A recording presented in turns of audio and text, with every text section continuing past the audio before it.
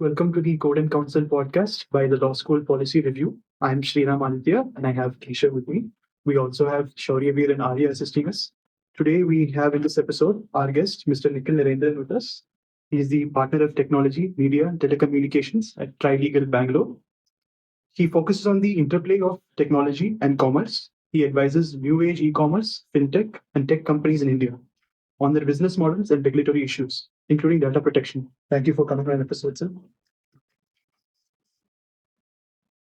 So my first, my first question to you would be, we have seen a lot of rules and laws and and laws being made the in the space of technology. We have seen the recent TV, we have seen the recent DPDP Act, and also the SEBI rules which are SEBI rules which may come up on the use of AI by intermediary. Now, my question to you would be: How do you think such folks? How do you think the law should should go? Should it be, let's say, central? Should it be central level law, or should it be state? Should it be state specific? And should there be a separate forum like, let's say, the CCI, or should it be left to self-regulation, such as in the case of ASCI?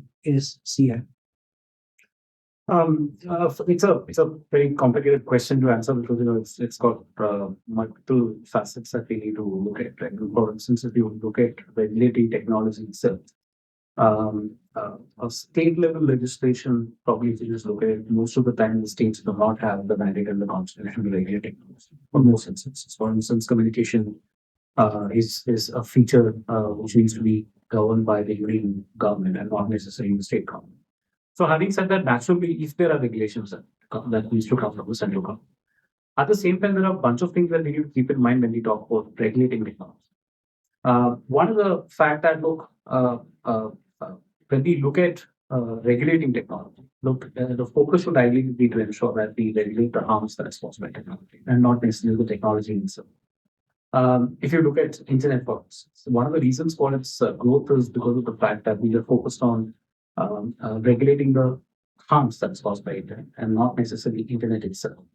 Though because of the fact that we've had sovereign related functions in relation to communication, so the licensing of internet service providers were done. Essentially, internet was a free and fair word for a lot of us to access and play around and tinker with, and the large number of growth that we've seen in world over, and then the economic growth and the inclusivity and the access to knowledge that has happened is because of the fact that internet is largely kept regulation free.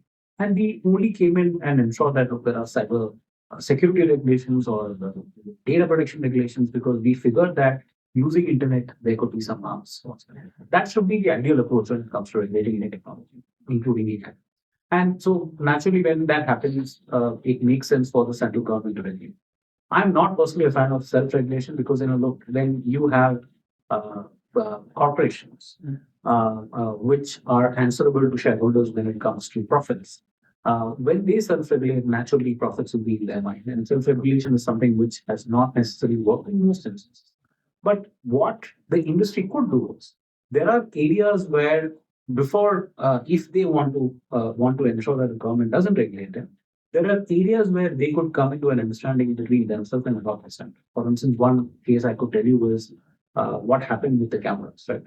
If you look at it, any camera has a digital fingerprint which tells you from which camera a particular photo was taken. Right? So that is not something which is enforced by the regulation. That's something that Sony, Nikhil, Canon, the likes who created that framework among themselves by way of an understanding, with a responsible understanding that look, there is actually a potential negative use of camera that could be possible. And if we do this, then we can find out who is a perpetrator of a crime if somebody uses a camera to commit a crime, right? So similarly, the AI companies can come together or technology companies can come together and figure out standards for it that works for them. And it's always better when they come out of the standards rather than government coming out of the standards. But pure self-regulation, if you just look at it, is I have not seen any instance where it is working. And you asked about a regulator, whether we need to have a SEBI-like regulator, not for technology per se, but I think now we're going to have a data protection regulator because of the fact that it's specific subject matter within technology itself, which is probably the right approach. So, if you ask me, do we need an AI regulator? No, we will see maybe in years to come. Currently, and mind you, one thing to keep in mind is when we talk about AI, while the European Union is largely talking about AI from the perspective of including all sorts of AI. But when we talk about AI, generally, whether it's in India or US, we're largely looking at AI from the perspective of generative AI. We're not necessarily looking at some of the impact when it comes to predictive AI. We're not looking at some of the impacts when it comes to agentic AI or kinetic AI. And the real world implications of these models, these kinds of AI, is very different from generative AI. So we need to look at all these things differently. For instance, if you look at generative AI, largely what we're dealing with is content related harm because there is nothing but a content generated tool, right? Whereas when we look at a predictive AI or when you look at a probabilistic AI, we are actually looking at selection and deselection, which may include aspects relating to bias and other things coming into play much more than aspects relating to content generation. So we need to also have a narrow focus and look at what are the harms that's caused by AI.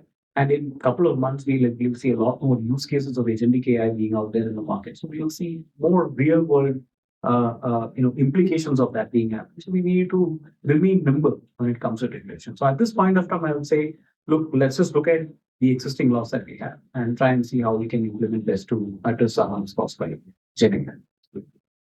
So on the note of content-based harm, especially with generative, what sort of litigations do you think will arise in the TMT space, especially with this new age of technology, which has been fascinating the entire field? Do you think new opportunities are going to arise in accordance with that? So I think, look, the opportunities will really depend on how creative we human civilization are. I mean, so we are really known to sort of create new mysteries and harms when we play with the new technology. I mean, as you know, the porn industry is actually one of the early adopters of technology, right? If you just look at it, the augmented reality and virtual reality is more useful in porn than any other industry, right? So if you look at it from that frame, it's very difficult to even predict where this is going, right? I mean, look, if I try and predict, unfortunately, I'll be wrong. But having said that, at least in the short term, I could say that, look, there will be cases relating to copyright infringement. There could be cases relating to defamation. There will be cases relating to fake news, deepfakes causing all sorts of harms, impersonation. We are seeing some, different forms of this happening right now, right? And we will see more cyber criminals taking over.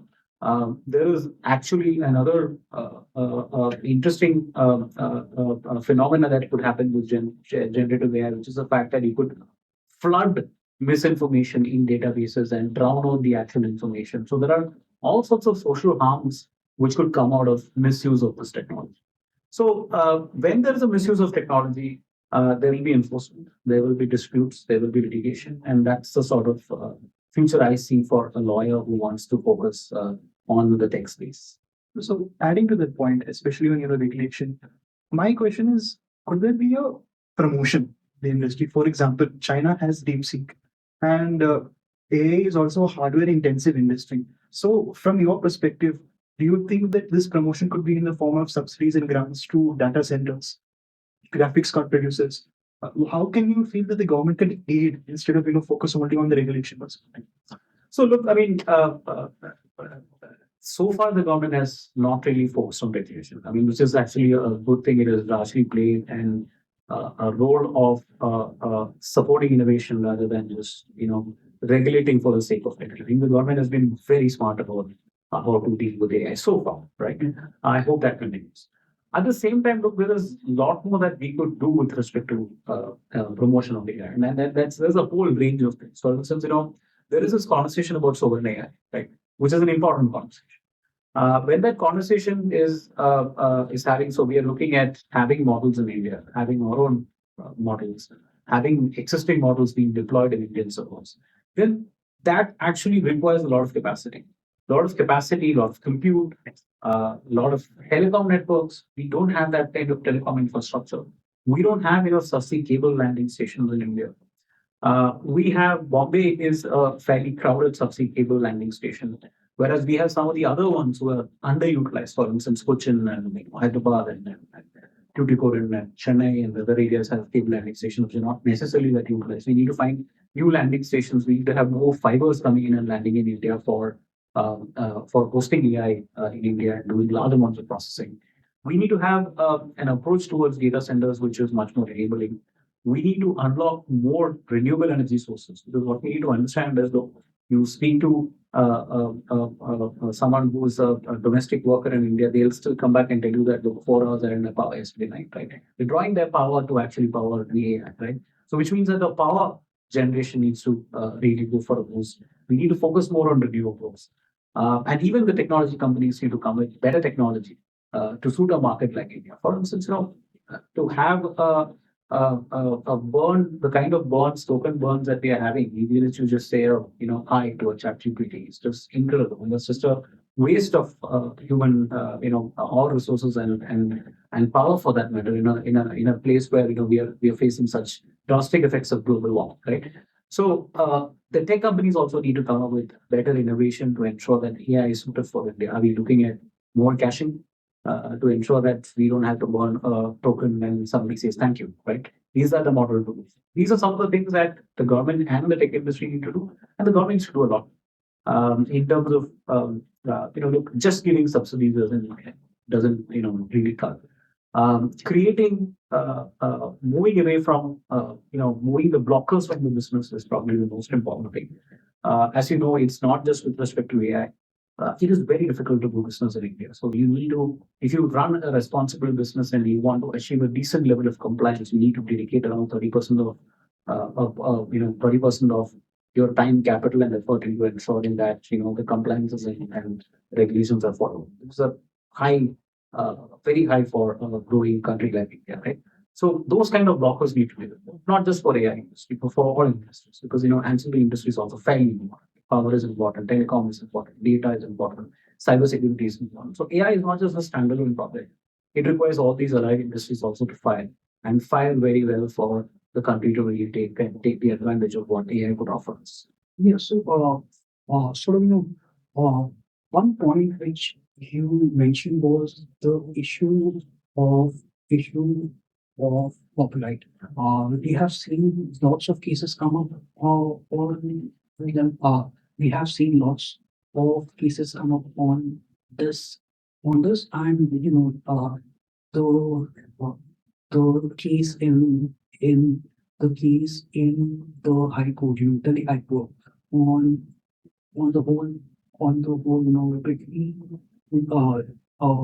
sort of between ANI and ANI and ANI and OpenAI raises many questions. So in this aspect, what do you think on if we can consider AI as an author, and can we also bring in the whole concept of fair use exception?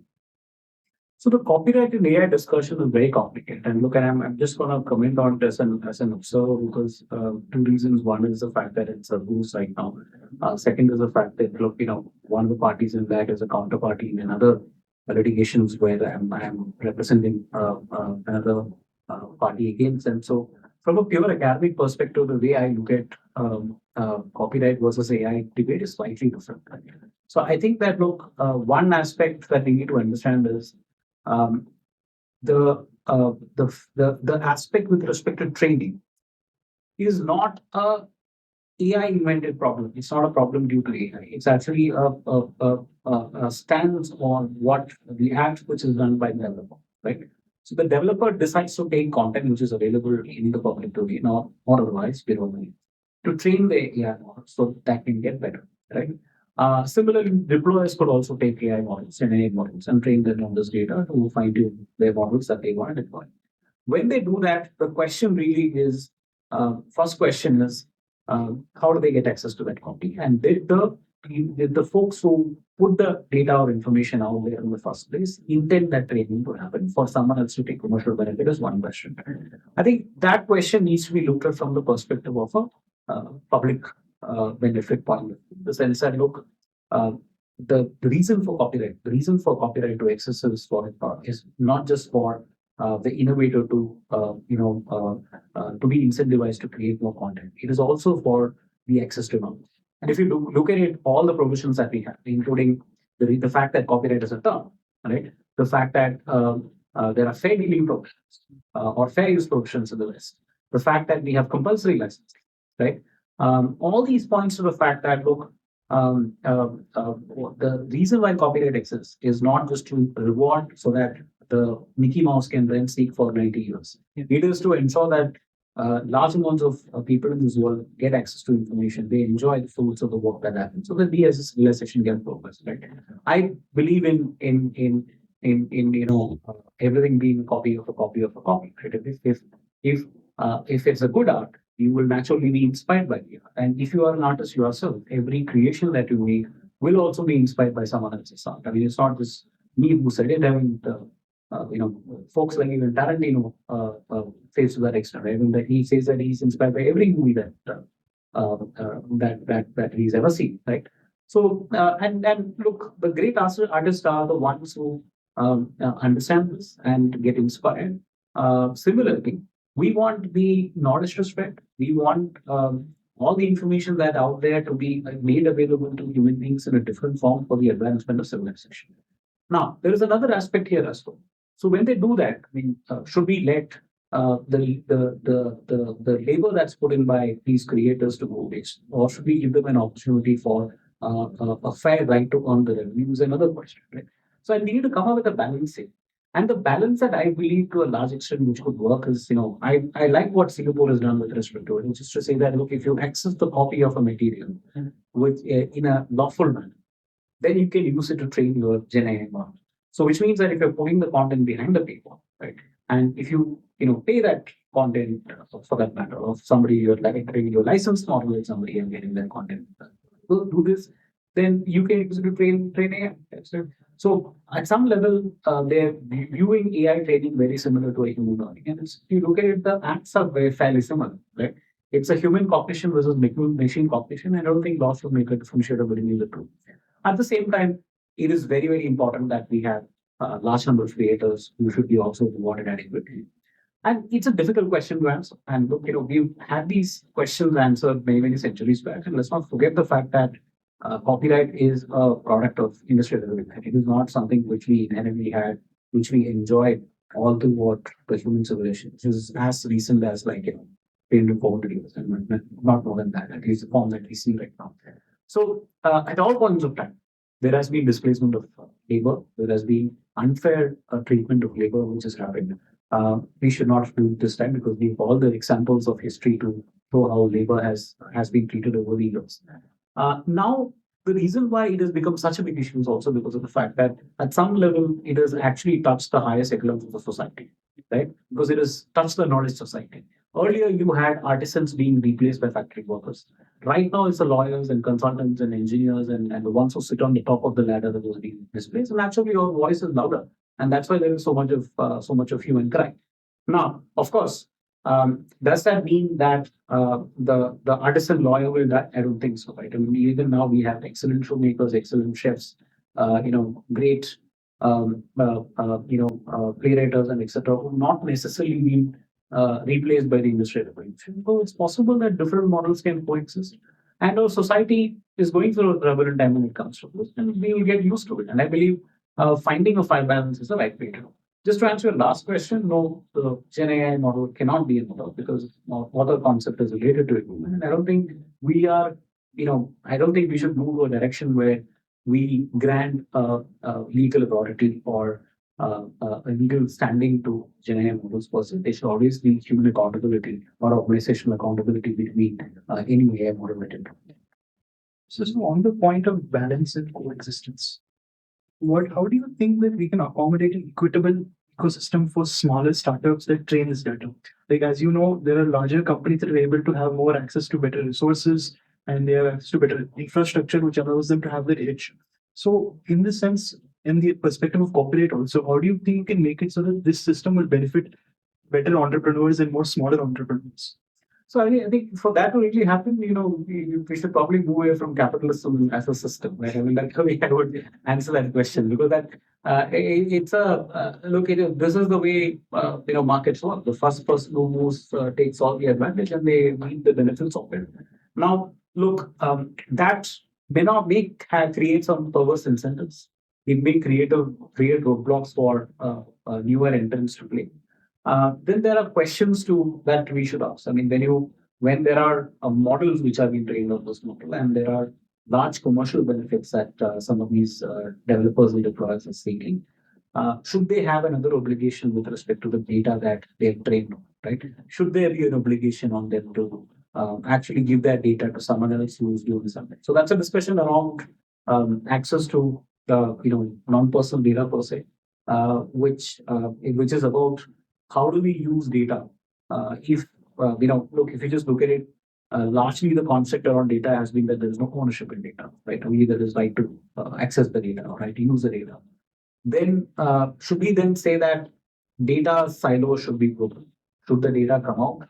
Should the data be allowed to be used? But at the same time, how do we know that that data will be used in a responsible manner? So we need to think about it. So we've already, if you just look at it, the non-personal data framework in India, it was a pre-Gen AI discussion, starts thinking along those directions. So similarly, the altruistic data sharing project in the EU also starts thinking about these directions. But it's time to start thinking about it from the context of Gen AI, from the context of training data, and probably you'll find answers along the way. I don't have all the answers right now. Also, one point which you said was harm. So if if if if we have to use such models in large scale, we will also have to deal with the whole question of who should be held liable. Now, there has been lot of talk on this whole concept. So where do you think the whole the whole the whole liability should lie? Should it lie with the person who made it, or let's say someone who used the thing, or let's say somewhere in the middle between these two? So again, this is a very case-to-case, fact-based determination. Right? So what we need to do is we need to understand that when law looks at a multi-party or multi-stakeholder liability situation, probability situation, the law essentially looks at it from the frame of who is responsible for doing what and how and adequately apportion the liability amongst the parties, right? And where is the fault lying is a question of fact. And it's not an easy answer to give like one way and say that look, the developer should be responsible, the deployer should be responsible. But there is always a sliding scale of liability depending on the role performed by each of these stakeholders. For instance, if you just look at it, a developer can only do so far in terms of developing the model, training the model with the responsible data, putting in the right kind of filters. But when it goes to the deployer, right, then deployer is free to train the model in the way they want. And if there is some calls that they have taken with respect to irresponsibly training the data, it should be the deployer who's responsible. But at the same time, and many instances, we will see that the deployer and the developer are the same, especially when it comes to public models of Gen AI. The users, there's a lot which lies on the user. For instance, look, if you look at it, you can actually deceive an enemy to actually produce an illegal content. It's possible. It's theoretically possible. There are many instances where that has been done. You can trick it, can play the emotional code to get things done. And if you produce infringing content, why should the deployer and developer be liable? It should be the user. And also, let's look at another scenario. For instance, let's say I'm producing copyright infringing material. The fact that the model has produced infringing material is similar. But if you try to regulate that and say that copyright is in fact wrong, or that's copyright infringing and the developer should be held liable, then we are looking at a model where we are controlling or we are regulating the cognition, machine cognition, which is similar to the way human cognition. For instance, look, we all are inspired by art. Let's say that I draw Mona Lisa, but I draw the Mona Lisa, keep it at home, which is my own version of Mona Lisa. I'm sure this it won't be as good.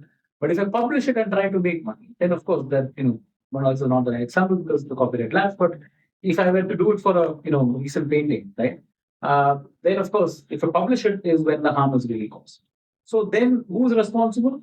Now, is it at the generation stage or is it the dissemination stage? When is the harm? So I believe that it's at the dissemination stage, which means that the user should be held liable or accountable for the acts. So all AI discussions, if we just look at it, even the responsible AI paper that we did in 2018, it is at its center this core concept that there should be humans behind the machine who is accountable for the acts. We cannot just blame the machine saying that the machine did everything. So, from that perspective, in those instances, it is a user who should be held responsible. So, similarly, we need to look at it on a fact space, on a case-to-case basis, and come to a determination on whether that is. So on that note, what is your opinion on the existing laws for liability in India, especially Section 79 of the Information Technology Act? Of course, when the drafters were making that particular section and provision, they would not have predicted this. So, how do you think that these sort of legislations can be accommodating these new situations that we are facing? So there are two aspects. One is if I use a prompt, which is an input, 79 should apply, right? But when it comes to a response which is generated in response to a user input, it's very clear that 79 doesn't imagine those situations because it deals with really third-party content, right? Then it's a question as to look an output which is a result of an input, and also the training and the changing of weights and the various play around that the developer or deployer has done to a model, right? Is that third-party content that's generated, or is it their own content? To my mind, look, I would deal with it as a third-party content. I'll treat it like a third-party content. But the law is currently gray from that perspective. So we should probably look at expanding or clarifying 79 to actually say that, look, if a deployer has put out a model out and the user is putting some inputs, if there are certain due diligence or duty of care, which is, of course, a cautious principle that we've always followed, then the developer should not be held liable for a couple of reasons. One is the fact that he has taken the duty of care, if he has taken the duty of care, that is. Secondly, he cannot always predict how the model responds, right? He'll not be able to say that, look, it is a deterministic technology. Where I say that, look, just like in a Word document, if I keyword such a document, you're very sure that the key string will definitely grow up. It is not the case with AI, right? It could actually give a completely different answer if you give a slightly different prompt. So it's a non-deterministic technology. It's a probabilistic technology. So it could give a different output based on the approximations that is made, based on the database that it works on. Given that fact, if there is due care and standard that's taken, then the developer should not be done. But having said that, if it's a recurring harm, and if they are put to notice of the fact that this is a sort of harm that's causing, then there should be a remediation that should be done by the developer. This is the notice and remediation measure that we have proposed in the Trilegal white paper on regulated AI. So, and of course, there should be a higher standard of care when we look at extreme content, such as, for instance, child abuse, right, which are of extreme harm. So, which means that they probably could be a different form of liability when it comes to those sort of models. And look, at some level, if the AI companies come together and implement these standards of that duty of care in the way that's that itself will form the basis of the regulation going forward. Right? So this is the frame that I think should be the right frame when it comes to GenAI. I'll wait to talk about the liability framework for a similar sort of a model for an agentic model or a agentic model. Let's see the real world examples of that later. Yeah, so a lot of good has come out of tech in law especially. We no longer have to go to case case in case in the form of so let's say we can printed journals. We now have we now have legal databases. Now, your firm has your firm has recently started using using uh, using AI agent called Lucy. How has been your experience with it? So look, I mean, the firm has been using several AI tools, I mean, even before Lucio. I mean, it's just that, even pre Gen AI, the LLM models, we have tried out, tested tools in the past. We are a fairly innovative firm in the sense, not just in terms of technology, but in terms of the whole equity model that you know about, right? I mean, our management structure is unique compared to many of our peers. So we are a truly innovative firm. So we use the latest technology when it comes to us. We are always the pioneers when it comes to doing this. And Lucio is only the latest example of us doing that. And it's not just Lucio. We in fact have at least 4 other AI tools on the stack. But Lucio is something which has been used the most within the firm. Or experience when it comes to using models such as Lucio, then the advantage that we find with Lucio is that Lucio spends a significant amount of time. The folks have spent significant amount of time within the system to understand the requirements and the needs of filing the laws. And many of these aspects have been customized for specific practice areas, depending on their needs and demands.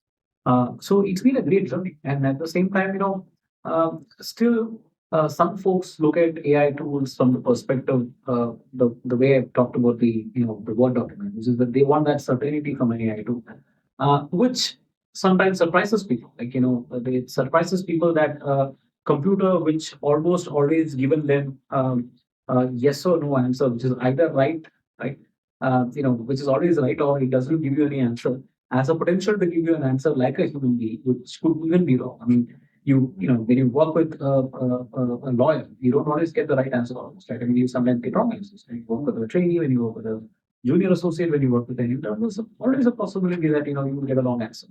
But how do you figure it out? If you're a good lawyer, you can look at it and figure out, okay, this is where this thinking process has gone wrong, and that's where you catch these mistakes. Similarly, you should approach AI with the same level of intuition.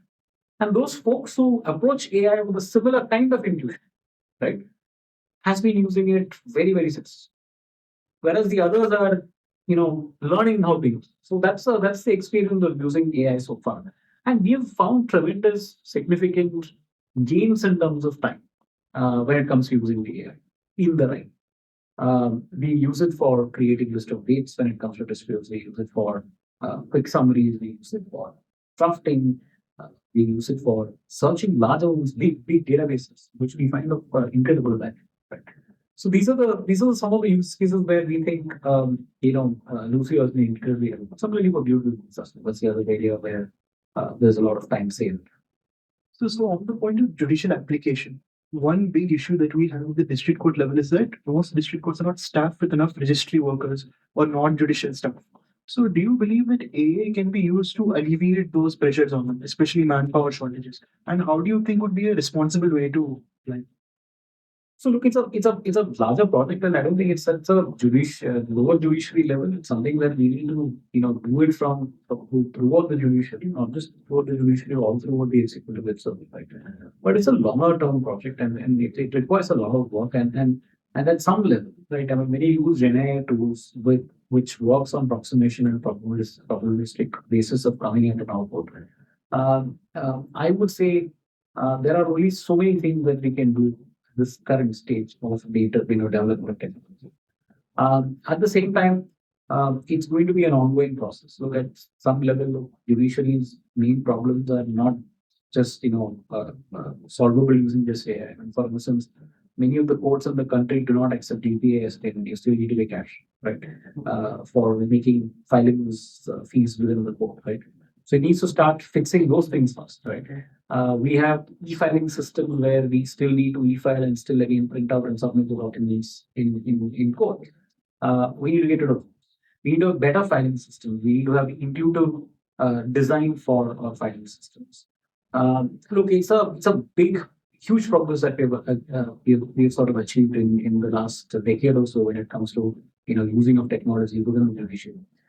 There's a long way to go. AI has a significant role to play, but AI is not not where we need to start it. And at some level, what we need to also understand is using AI. Like I said, we are finding that even in the best of the law firms, not just in India but across the globe, there is actually a problem with adoption because of the mindset that I just told. Right. So, how do you think we are going to empower and let or lower level judicial officers and bureaucrats to actually leapfrog from using no tech at all to using AI.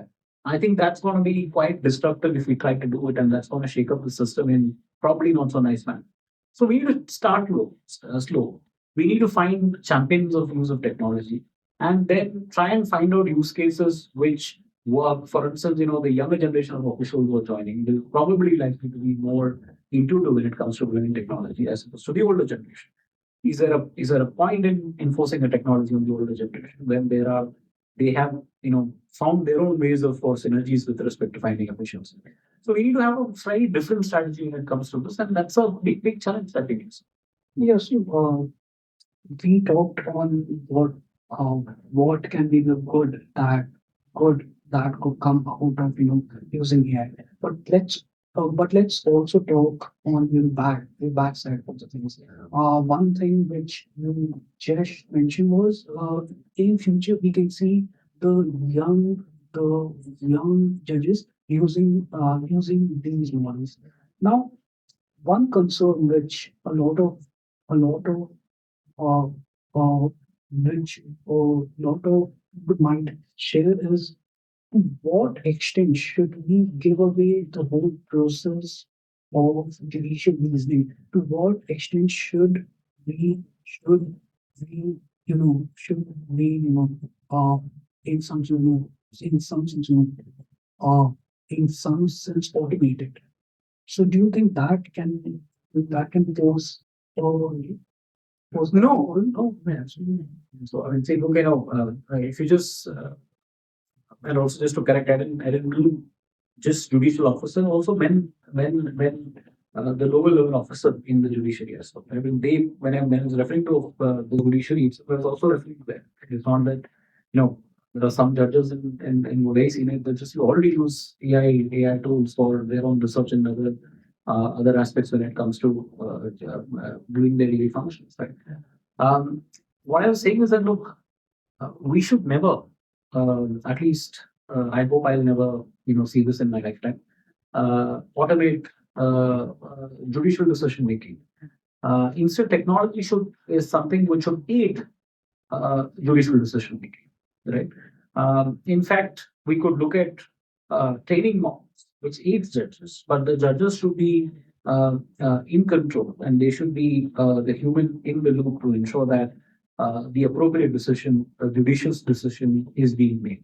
So I don't see, at least in the near future, moving to a direction where AI making automated decision, whether it comes to judiciary or whether it comes to lawyer. I hope I will see. So, in your experience as things stand today, how reliable are the current legal tech AI models in your usage and your experiences, researching or drafting? How far can you properly rely on them? Where do they fall short and how can they be improved? So look, I think the current technology, the AI technology, at least currently the tools that you're using are largely only as good as your foundation model and how it behaves at a point of time, right? So from that perspective, look, there is a possibility of error, and that is something that puts people off from using technology, and that's a scary scenario if tech goes wrong. So the way that I would approach technology is that you need to approach technology from the perspective that how you approach another lawyer, another human being when you work with them. What is the level of supervision that you need to have over that lawyer, right? So if a lawyer is an exceptionally good lawyer, your level of supervision will be less compared to a lawyer who is just learning rules, right? So similarly, you need to treat AI like a lawyer who's learning the rules, and even start questioning in your mind with respect to every answer. And most of the legal tools that we see right nowadays have got multiple layers of fact checking, right?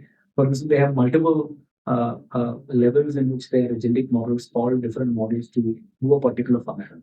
So the calls often, and most of the products that we see in the market, at least most of them that we use, are based on multiple models. In the sense that there are certain models, for instance, Gemini has a large context window, so that's being used for processing, which requires large context window. Whereas O3 is better reasoning, so O3 is being used for better reasoning. Claude is better, Sonnet 4.5 is better at writing. So Sonnet is better used for better writing, right? So there are ways in which we can sort of fine tune and augment the capacity of the tool that you're using depending on the actual function that it needs to perform. And there are minor level calls, parallel calls, which happen at the same time where this process is, happening in a smooth manner as well, so that you get a near instant result. And when you work with providers who are able to understand the nuances of it, you get a reasonably good answer. But at the same time, you need to view from use your intuition, use your gut feeling as a lawyer while reviewing the work to ensure that the work is accurate. That's the only way to go about using this. And the level of accuracy, look, it's very difficult to put a number to. For instance, look, we've had seen very, very silly errors when it comes to numbers, right? So, if you ask an LLM to do sometimes even a basic number calculation, it could be completely wrong. I personally haven't seen, great results when most of the tools when it comes to case law research, right? Publicity is probably the better among the lots, but most of the tools that we see, sometimes even they may not hallucinate the case, but they may just find the right case, but just completely come up with a different interpretation which is elsewhere, which arguably is not even a subsilent show in those judgments. So we have seen instances where that has happened. So somewhere the legal reasoning that's often required is also not coming out in most of the instances. But yeah, so I think that's where the quality of the tools that I have used so far and what I've seen so far. But it will improve. I mean, we need to understand that this technology is a baby, and we need to ensure that we give it the right kind of food and guidance for it to go and grow. And then that's what I think I hope we all do. Yeah, so sort of one of the aspects which we can use tech is for the good of the sort of larger masses. We have seen that in case of you in case of AI. Now there's this concept of research code which has gained traction outside worldwide, which sort of thinks of coding the law into code to help build to help build to help build infrastructure. Now, one major issue which I see in India is that we don't have any authoritative online consolidated source for laws. Even the site India Code has a disclaimer that this might not be fully accurate. So how how do you think we can reach the point where we have a whole consolidated source where we can go for acts and rules? No, I mean, you've sort of hit the nail at a very, very significant problem that we face. In fact, uh, one of my partners, Jerry Brady, was involved in one of the aspects where he was asking for these various versions of a movement to ensure that these various and the updated versions of laws are being put out. So this is a major problem. But let me just start with the rule by code as a first example. Look, in India, we don't have the correct example. We don't have a good example of this. What has happened in India is that, look, and that's a beauty of the DPI infrastructure that we have. Um, in a typical law, what we could have done is we would have come out with a new model of rules based or legislation based governance of a particular system, right? And would have imposed that as a license condition on a player. We've done it in the past when it comes to some payment service providers. We've done it in the past when it comes to telecom service providers, and we'll tell them that look, there is an act, and the act there is a license issue. You play by those rules. Let's enforce this on the basis of it. You build system, you build networks. Instead, when it comes to UPI and the models like ONDC, which we've been working a lot on, there the interesting thing is instead of that legislation, which is sort of governing it, instead you build those legislative aspects into code and sort of govern, right? So that is basically a new model of rule by code, not exactly converting existing rules into code and enforcing it, right? The existing rules and enforcing as a code is also a very interesting project. We don't have good examples of that. I'm sure we'll see that in the future for that matter. I mean, the most simple example where we could enforce it is by having an oracle and having the oracle to sort of record the aspect and then ensuring that, we post, fines or penalties based on certain acts. So, for instance, traffic violations are a classic example, right? At the same time, aspects relating to, parking fines and other things. And, traffic is a good example where we can actually do that. But even when you do rule by code, what we need to understand often is that we need to think through of a couple of aspects. One is the fact that rule by code should only currently deal with implementation where there is at least not an immediate threat on human dignity, human freedom, and or fundamental rights for that matter. Right? For instance, it's easy to enforce it in when it comes to traffic violation, but when we try and do somebody's exit and entry into a public place, for instance, what we try to do with our safety, it would have disastrous consequences. Luckily, if you just look at it, the government just pulled back our safety. And one of the reasons they realized is the fact that, look, in theory, it works very fine that, this may actually give an approximation data of the fact that somebody could have had COVID, right? But there could be all sorts of errors which is happening because it was based on, ad technology and approximation based on cell phone data. And there could be all sorts of errors which could arise on the basis of it. And to deny people from entering into airports, into railway stations, into workplaces, was actually cutting off people's, fundamental rights. So the government did not enforce it in the way. I mean, despite the fact that there were circulars and rules, they understood that if they enforce it, there could actually be drastic consequences, right? So when you try to do to that extent, where it actually curtails our freedom of, then we have a problem. Now, look, the point is that, look, when we try and impose rule by code, one aspect that we need to keep in mind is that, look, it is completely okay for, any jumping of signal is a problem. Whether you have jumped it because of the fact that you are impressing, your girlfriend by speeding through a signal, or whether you are jumping it to buy a medicine for someone in your family who is under critical care, it is still a crime, right? But at the same time, if it always goes to a judge may view you favorably if you actually did the latter rather than the former, right? So that is where human discretion comes in when it comes to these things. Another example where rule by code has, it's a very interesting thing that happened.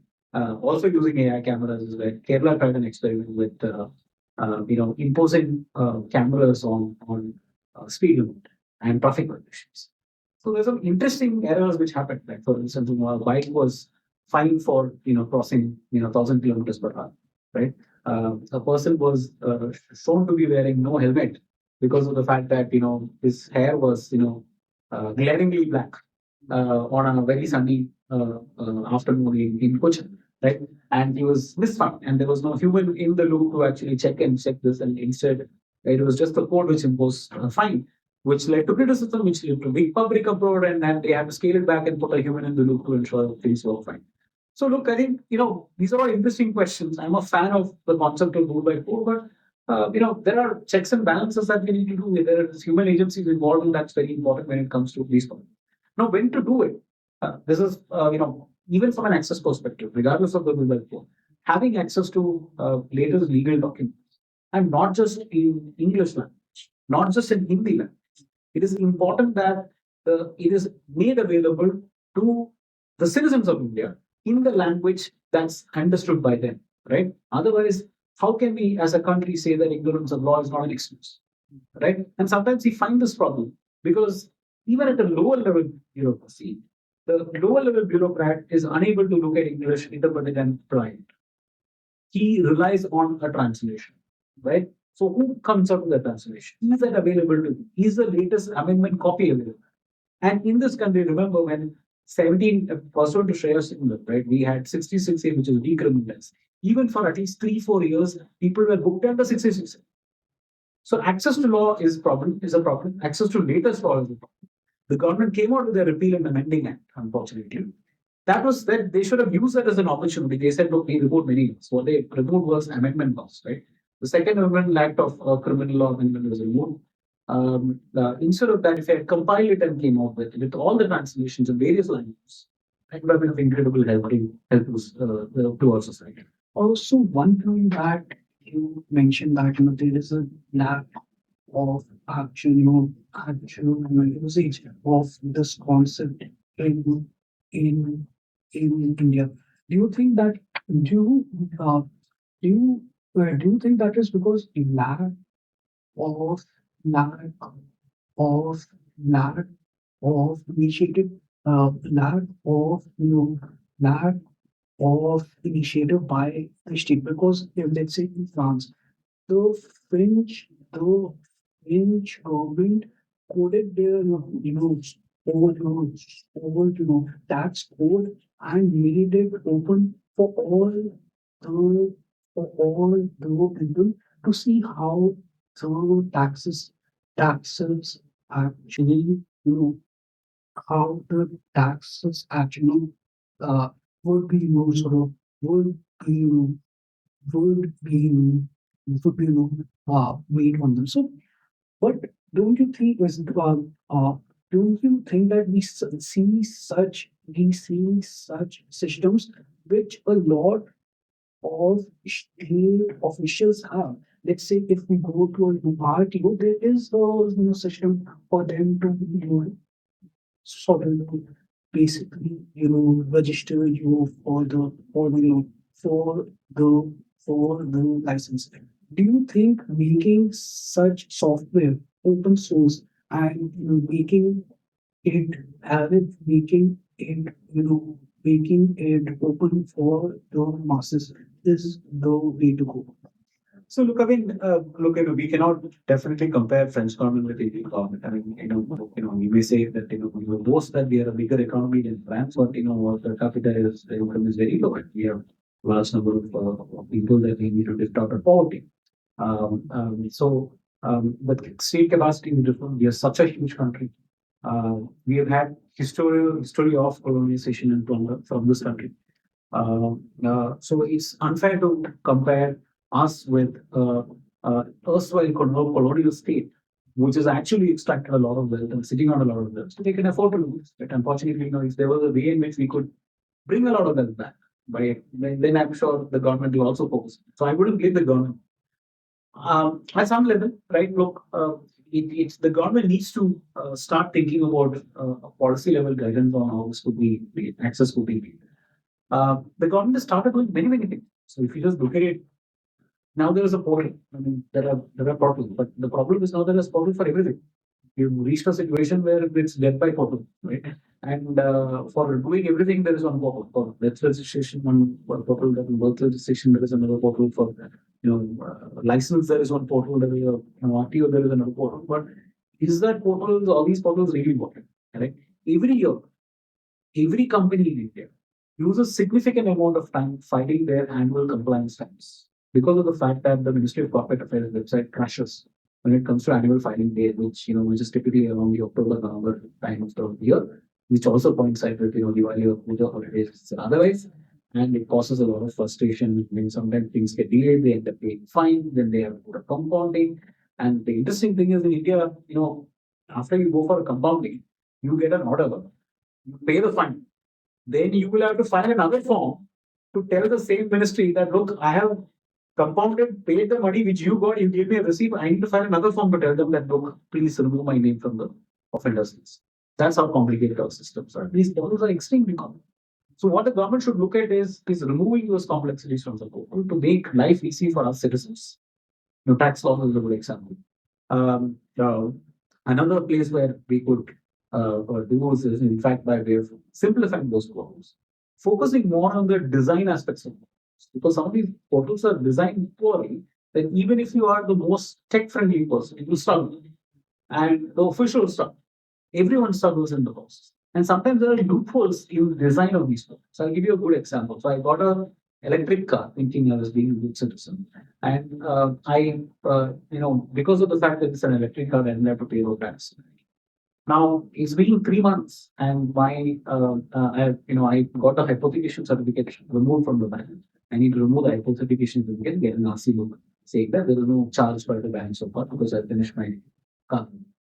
I'm unable to do it because the official is unable to give me a clearance certificate because I had not paid more tax 3 years back when I bought the car. He's saying, look, I can only show the tax paid receipt and get to give you that clearance, but there was no tax paid. So my RC book is stuck in the Bangalore RTO for the last 4 months. Right? Is that the official's problem? It's actually the portal's. This portal doesn't let the person move from one point to the other point without necessarily moving. And look, on an average Indian's life, average business's life, these are the current kind of challenges that we face. So look, open source is a completely different discussion. I know that there are many government programs which are non-open source. I'm always in support of open source, but I don't think that is the right focus for the government. And even in this area, even for this portal itself, where it is lacking is the fact that the design thinking is lacking when it comes to this portal, so that it's only adding more complexity instead of making things simple, right? So government should enable more private participations because government obviously doesn't have a budget and capacity to solve all the problems that we see around it, and encourage the private participation in this and come out with better designs to ensure that citizen-related problems are solved. Thank you so much for your time. Thank you so much. Really enjoyed it. Truly a great and learning experience for the viewers also. Thank you so much. Thank you very much. Appreciate it.